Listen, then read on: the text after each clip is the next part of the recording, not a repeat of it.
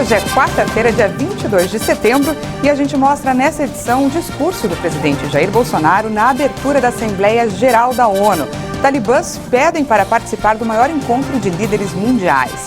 Lava de vulcão em Ilha Espanhola preocupa ambientalistas, porque pode gerar gases tóxicos se chegar ao mar.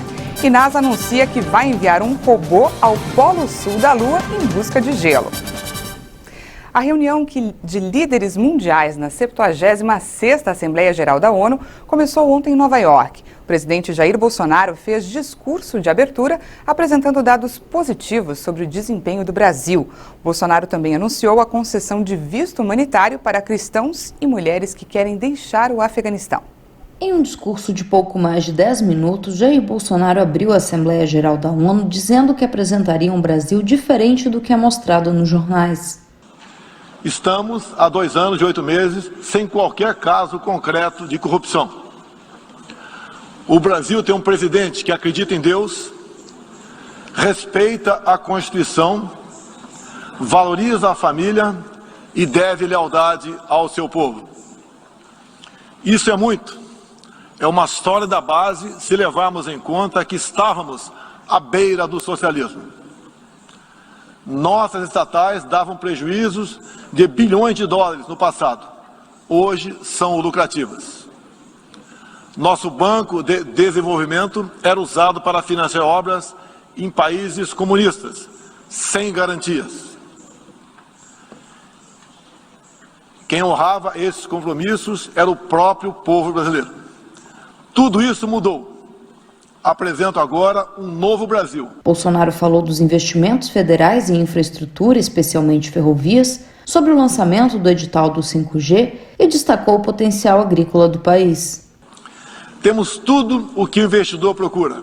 O presidente mencionou os desafios do Brasil na gestão ambiental, destacou que o país tem dimensões continentais e que 17% da área é destinada a terras indígenas, mas frisou redução do desmatamento e o compromisso com acordos internacionais. Antecipamos de 2060 para 2050 o objetivo de alcançar a neutralidade climática. Os recursos humanos e financeiros destinados ao fortalecimento dos órgãos ambientais foram dobrados, com vistas a zerar o desmatamento ilegal. E os resultados desta importante ação já começaram a aparecer. Na Amazônia tivemos uma redução de 32% do desmatamento no mês de agosto, quando comparado a agosto do ano anterior. Qual país do mundo tem uma política de preservação ambiental como a nossa? Os senhores estão convidados a visitar a nossa Amazônia.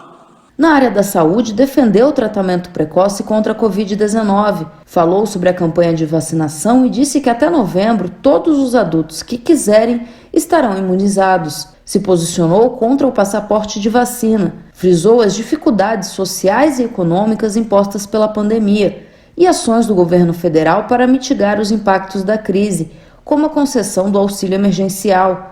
Informou ainda que o Brasil fechou o ano de 2020 com saldo positivo de empregos, graças aos programas criados pela equipe econômica, destacando que entre os países emergentes, o Brasil é um dos melhores destinos para investidores. Jair Bolsonaro disse que o Brasil é um país que acolhe imigrantes e refugiados, apresentando dados da Operação Acolhida, instalada na fronteira com a Venezuela para receber os que chegam daquele país. Bolsonaro anunciou ainda que o Brasil concederá visto humanitário a cristãos, mulheres e crianças afegãos que têm sido pressionados pela instalação do regime talibã. O futuro do Afeganistão também nos causa profunda apreensão. Concederemos visto humanitário para cristãos, mulheres, crianças e juízes afegãos. Nesses 20 anos, 2 atentados contra os Estados Unidos da América, em 11 de setembro de 2001, reitero nosso repúdio ao terrorismo em todas as suas formas. Em 2022, voltaremos a ocupar uma cadeira no Conselho de Segurança da ONU. Temos a família tradicional como fundamento da civilização. E a liberdade do ser humano só se completa com a liberdade de culto e de expressão. Os ministros que acompanharam Bolsonaro na missão diplomática comentaram pelas redes sociais a preservação da Amazônia. Temos realmente que preservar a Amazônia para os brasileiros. Nós não temos a Amazônia para mostrar ao mundo. Nós temos a Amazônia porque é do Brasil.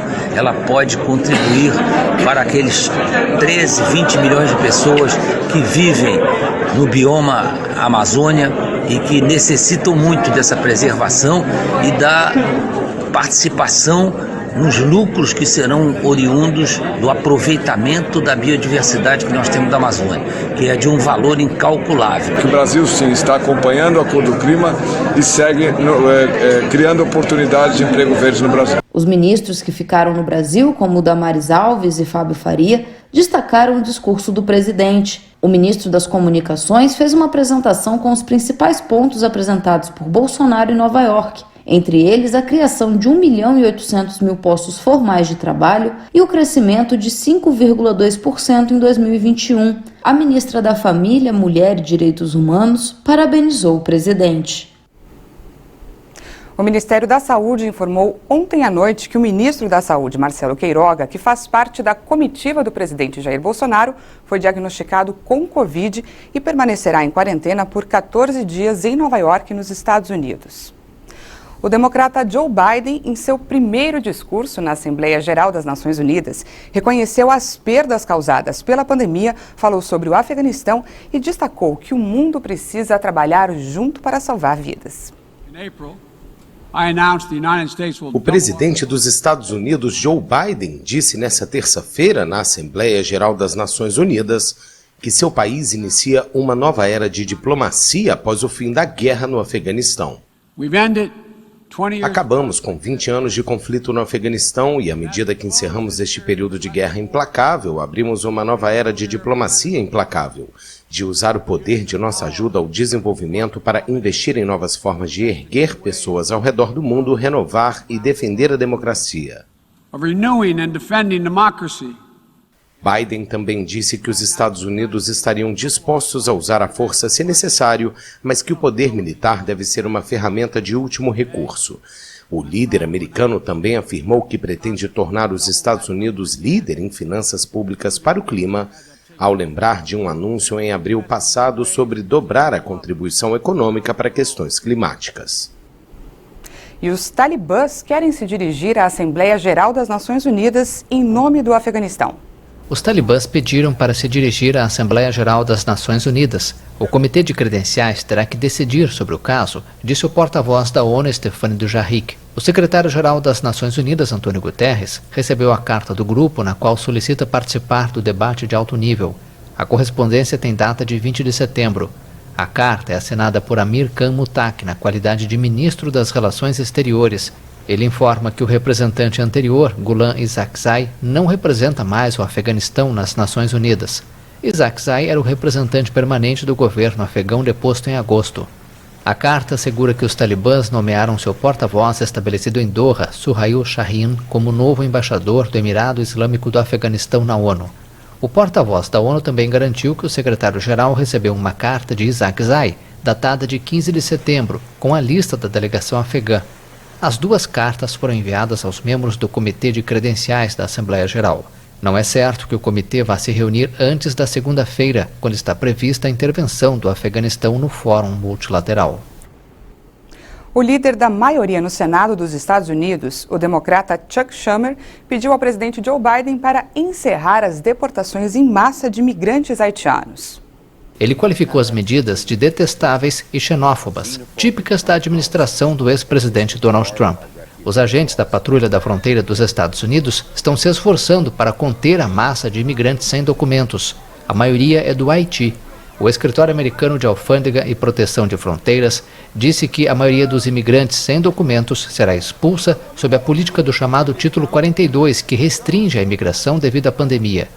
A crise se intensificou depois que as imagens de um fotógrafo da agência France Presse mostraram agentes agitando as rédeas de seus cavalos para ameaçar os migrantes e empurrá-los em direção a um rio. As colunas de lava do vulcão no arquipélago espanhol das Canárias está gerando preocupações pela possível emissão de gases tóxicos. Um fenômeno de beleza única, mas também muito assustador. As colunas de lava do vulcão Cumbre Vieja engolem tudo o que encontram pelo caminho, como árvores, estradas e casas. De acordo com o Sistema Europeu de Observação Espacial Copérnicus, até agora, a erupção destruiu 166 construções e a lava cobre 103 hectares de La Palma. A descida do magma é lenta para a costa da ilha de La Palma, no arquipélago espanhol das Canárias, e gera preocupações pela possível emissão de gases tóxicos.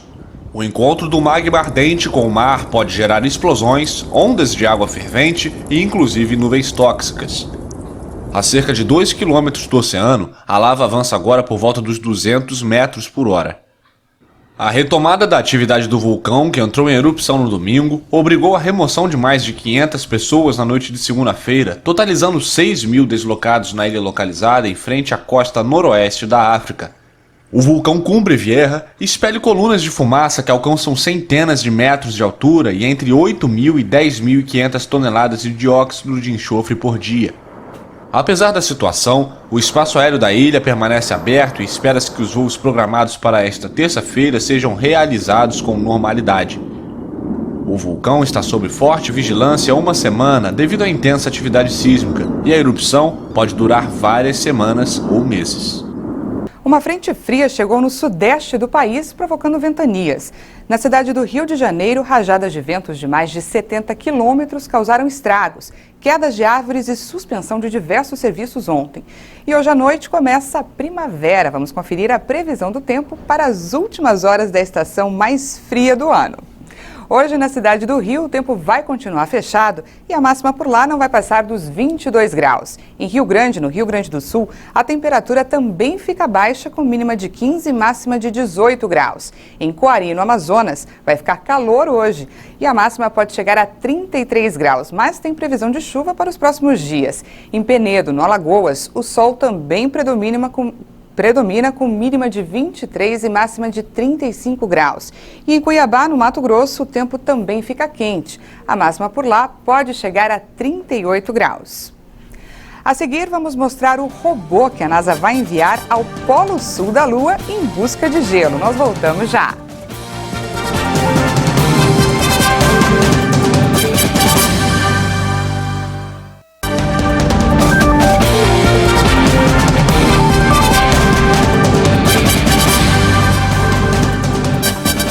Estamos de volta, agora são 8 horas e 47 minutos no horário de Brasília.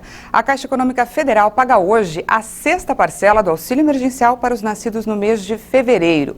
O saque vai ser liberado para esse grupo a partir do dia 5 de outubro. Também recebem hoje a 6ª parcela do benefício quem faz parte do Bolsa Família e tem o número de identificação social, UNIS, com final 4. Ontem, em depoimento à Comissão Parlamentar de Inquérito da Pandemia do Senado, o ministro da Controladoria Geral da União, o Wagner Rosário, se defendeu das acusações de prevaricação e omissão em relação ao governo federal no caso da negociação para a compra da vacina Covaxin entre o laboratório indiano Bharat Biotech e o Ministério da Saúde. As acusações foram feitas pelo presidente do colegiado, senador Omar Aziz, do PSD do Amazonas, na semana passada. Foi acusado nesta comissão, como já disse, no dia 15 de setembro de 2021, de maneira irresponsável de prevaricação. O crime de prevaricação está previsto no artigo 319 do Código Penal, e ele é assim especificado: retardar ou deixar de praticar indevidamente ato de ofício ou praticá-lo contra disposição expressa em lei para satisfazer interesse ou sentimento pessoal. Observando as falas na CPI, verifiquei que não foi apresentado durante as manifestações dos senadores qual ato de ofício previsto em lei ou em normas infralegais esse ministro de Estado deixou de praticar, nem mesmo a existência de algum interesse ou sentimento pessoal que justificasse esta omissão. O ministro da Controladoria Geral da União, Wagner Rosário, ressaltou que desde 2019, Marconi Albernaz Faria, apontado pela comissão como lobista da Precisa Medicamentos, está sob investigação pelo órgão. Segundo o ministro, apurações levam tempo, além do fato de o acesso a informações seguir protocolos legais, já que as investigações estão sob sigilo. A suspeita da CPI é de que Faria tem atuado para garantir vitórias da Precisa Medicamentos em licitações. A empresa intermediou o contrato com o Ministério da Saúde para a compra de 20 milhões de doses da vacina Covaxin ao custo de 1 bilhão e 600 milhões de reais. A operação foi cancelada após denúncias de irregularidades trazidas pela comissão. A CPI Wagner Rosário disse que a operação que teve como alvo o lobista corre em segredo de justiça. Ele pontuou que, para evitar vazamentos, as informações colhidas ficam a cargo apenas dos servidores envolvidos. Por isso, ele não tinha conhecimento do assunto. De acordo com o ministro, apenas em junho deste ano, através da imprensa, a CGU teve conhecimento do envolvimento da Precisa em atividades suspeitas no Ministério da Saúde. A CGU solicitou então o compartilhamento das informações. A autorização veio em 8 de julho, após decisão judicial. Segundo Wagner Rosário, o conteúdo do celular de Marconi sobre a Precisa foi separado em 31 de março deste ano. O tempo de análise foi de 5 meses e o protocolo no sistema da CGU foi feito em agosto. O ministro afirmou ainda que não ocorreu prevaricação porque não há medidas legais pendentes. Houve bate-boca durante o depoimento entre o ministro da CGU e os parlamentares. O senhor até agora não demonstrou nenhuma contradição. Absoluto dever. Absoluto dever. É a sua opinião. Como relator dessa comissão. Senhor presidente, o depoente tem que se comportar com a minha também. E a minha opinião não é só igual ao do relator, mas também do senador Rogério Carvalho. O mínimo que Vossa Excelência tem que ter é respeito com os parlamentares que estão aqui. E o inverso não é também. A resposta do ministro está atravessada. Abaixa o tom, terá o mesmo respeito dessa comissão. Não levante o tom que terá o tom exagerado também. Senhor presidente, a gente tem que parar com essas agressividades aqui, por favor. O senhor precisa intervir. O senhor precisa intervir. Pelas redes sociais, o ministro da Controladoria Geral da União, Wagner Rosário, pediu desculpas para a senadora Simone Tebet, do MDB de Mato Grosso. Rosário chamou a senadora de descontrolada durante o depoimento dele à Comissão Parlamentar de Inquérito. O Brasil tem média móvel de 524 mortes diárias por Covid e já completa uma semana em estabilidade. Em 24 horas foram confirmadas mais 485 mortes por coronavírus. De acordo com dados do Ministério da Saúde, o total de vítimas subiu para 591.440. Também foram contabilizados mais 573 novos casos de um dia para o outro, chegando a mais de 21 milhões e 247 mil diagnósticos confirmados. A média móvel de mortes está em 520 vítimas diárias. Esse indicador não apresenta aumento há 91 dias, mas ele parou de apontar queda desde o dia 15 de setembro, o que pode ser reflexo das ocorrências que ficaram represadas durante o feriado de 7 de setembro.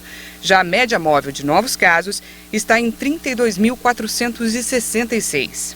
Na avaliação da pandemia por regiões, 7 estados registraram alta nas mortes: Amapá, Espírito Santo, Goiás, Pará, Paraná, São Paulo e Tocantins. Em estabilidade estão 6 estados e 13 unidades da federação apontaram queda nos óbitos: Alagoas, Amazonas, Ceará, Distrito Federal, Maranhão, Mato Grosso do Sul, Paraíba, Piauí, Rio Grande do Norte, Rio Grande do Sul, Rondônia e Sergipe. Apenas o Rio de Janeiro não divulgou os dados. E vamos falar sobre vacinação. Mais de 225 milhões de doses de vacinas contra a Covid já foram aplicadas no país. De acordo com o Ministério da Saúde e as secretarias estaduais de saúde, mais de 142 milhões e 625 mil pessoas tomaram a primeira dose. Isso equivale a mais de 66% da população, enquanto mais de 82 milhões e 315 mil pessoas tomaram a segunda dose ou dose única. O resultado representa 38% dos brasileiros. E a Organização Mundial da Saúde selecionou o Instituto de Tecnologia e Imunobiológicos da Fundação Oswaldo Cruz, a Fiocruz, como centro para desenvolvimento e produção de vacinas com a tecnologia tecnologia de RNA mensageiro na América Latina.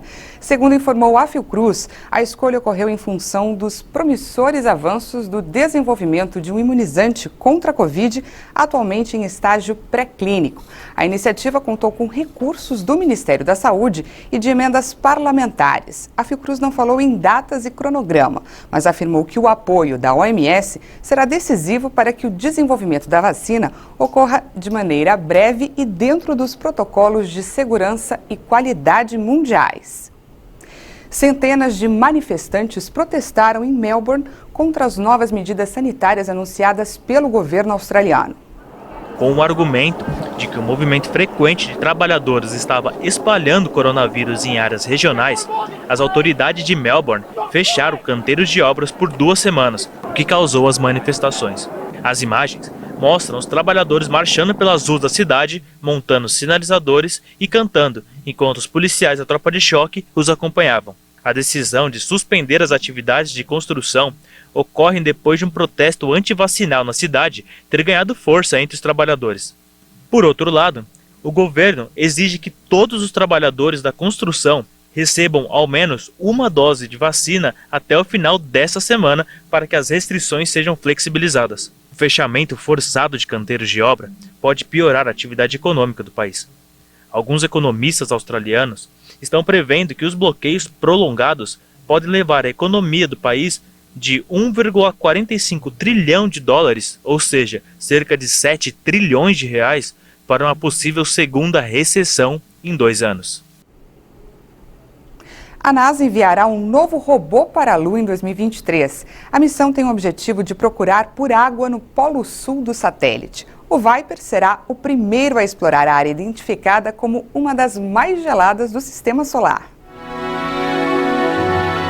A agência espacial espera que o veículo confirme a presença de água congelada logo abaixo da superfície lunar. O objetivo da missão é verificar se o material coletado tem capacidade de se tornar combustível para foguetes em missões com destino a Marte ou mais além no espaço. De acordo com a Divisão de Ciência Planetária da NASA, Nobile é uma das regiões mais frias do sistema solar, que só foi explorada à distância por meio de sensores. Mas espera-se que o robô chamado Viper, com dimensões semelhantes às de um carrinho de golfe e recarregado com energia solar, finalmente acesse pela primeira vez a região da Lua. Diferentemente dos robôs usados em Marte, o Viper pode ser pilotado praticamente em tempo real, uma vez que a distância entre a Terra e a Lua é muito menor do que em relação a Marte. A missão faz parte do Artemis, projeto dos Estados Unidos para voltar a levar seres humanos à Lua. A primeira missão tripulada com destino ao satélite natural está prevista para 2024, mas o programa pode sofrer um atraso significativo. E chegou a hora de falar de futebol. Ontem, Palmeiras e Atlético Mineiro realizaram no Allianz Parque, em São Paulo, o primeiro jogo da semifinal da Copa Libertadores da América. A partida terminou empatada em 0-0. O atacante Hulk do Atlético ainda desperdiçou uma cobrança de pênalti. A partida da volta, que decidirá o primeiro finalista da competição continental, será na terça-feira que vem, no estádio Mineirão, em Belo Horizonte. Essa edição fica por aqui. Muito obrigada pela sua companhia e já tem mais informações com a Patrícia Velenic. Eu volto à 1 da tarde e espero por você. Até mais.